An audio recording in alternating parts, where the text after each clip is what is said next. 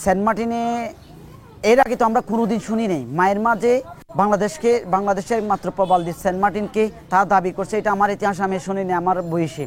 এটা রোহিঙ্গারা যখন সেন্ট মার্টিনে বাংলাদেশে পাড়ি জমাইছে, বাংলাদেশের সরকার যখন বিভিন্ন আন্তর্জাতিক মহলে এই রোহিঙ্গা ইস্যুকে নিয়ে যখন কথাবার্তা বলে, তখন তাদের উপর মায়ানমার উপর যখন আন্তর্জাতিকভাবে চাপ পড়তেছে, সে চাপটা কমানোর জন্য আশা করি তারা এই রাস্তাটা বেছে নিয়েছে বাংলাদেশে তাদের ম্যাপে বা তাদের বলে দাবি করে এটা আন্তর্জাতিকভাবে বাংলাদেশে একটা বিতর্কিত করার জন্য, বাংলাদেশকে মান ক্ষুণ্ণ করার জন্য তারা এটা পায়তারা করে যাচ্ছে। এটা আশা করি এটা আমাদের ইতিহাস, আমরা যা শুনতে আমার বাবা দাদার সবাই আমরা এখানকার পূর্বপুরুষ। এখানে 200 বছর যে বাংলাদেশে RS হয়েছে, BS হয়েছে, CS হয়েছে, বর্তমান BS কার্যকর, সবগুলাতে আমাদের এই বাংলাদেশ সেন্ট মার্টিন দ্বীপে অন্তর্ভুক্ত করা হয়েছে। তাদের যদি হয়ে থাকতো তারা এতদিন কোথায় ছিল?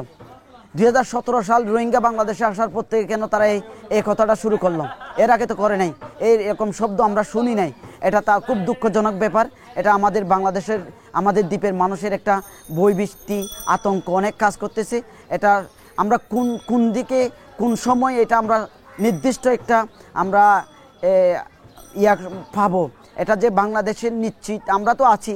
সো এখন বিভিন্ন মহল থেকে আমরা বিভিন্ন সম্মুখীন হচ্ছি, বিভিন্ন নিউজের সম্মুখীন হচ্ছে, আমরা কীভাবে পেশ করব এটা আমরা এই জিনিসটার একটা স্থায়ী সমাধান চাই।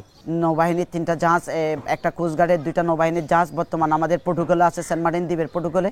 সো এখানে আমি মনে করি সেন্ট মার্টিন দ্বীপে একটা বড় নৌঘাটি করার দরকার, এখানে আরও শক্তি বাড়ানোর দরকার। যেহেতু মায়েরমা আমাদের দিকে কুদৃষ্টি দিছে, সেই হিসাবে আমাদের সরকার আমাদের দ্বীপের প্রতি সুদৃষ্টি রেখে এখানে প্রশাসনিকভাবে আরও স্ট্রং করা বা বিভিন্ন দিক দিয়ে প্রশাসনকে হেল্প করা, আমার মতে এটাই সরকারের কাম্য মনে করি। আর দ্বীপের মানুষের বৈবিধি কাটানোর জন্য এটা একটা এই জিনিসটা তারা যে আর নেক্সট টাইমে বলবে না এরকম মানুষে এটা তারা উন্মোচন করে একটা পাবলিশ, মানে আমার মতে তাদের ক্ষমা চাওয়া দরকার।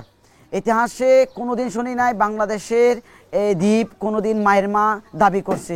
2017 সাল থেকে কেন দাবি করছে? আমরা তো সেবা করছি, যে তাদের লোক নির্যাতন করে মরে যাচ্ছে লক্ষ লক্ষ মানুষ, আমরা বাংলাদেশে এনে সেবা দিচ্ছি, ওদের মানব সেবায় আমরা আওতায় আনছি। যে সো এই জন্য যদি মানব সেবা করতে গিয়ে যদি আমাদের দ্বীপ নিয়ে তারা টানাহেঁচড়া করে, এটা তো খুব দুঃখজনক, এটা আমাদের জন্য খুব দুঃখজনক ব্যাপার, বুঝছেন? সেজন্য আমরা বলছি এটা আমরা রোহিঙ্গারা সুষ্ঠু সমাধান, একটা সমাধান চাই আন্তর্জাতিকভাবে আমাদের বাংলাদেশের সহযোগিতায়। তারা আমাদের দ্বীপ বাংলাদেশে তাদেরকে স্বদেশে ফিরানো হোক। আমার দ্বীপ আমরা চাই, আমরা আমাদের দ্বীপে আমরা যে আগে থেকে আমার পূর্বপুরুষরা আমাদের দ্বীপে যেভাবে ছিল আমরা সেভাবে থাকতে চাই।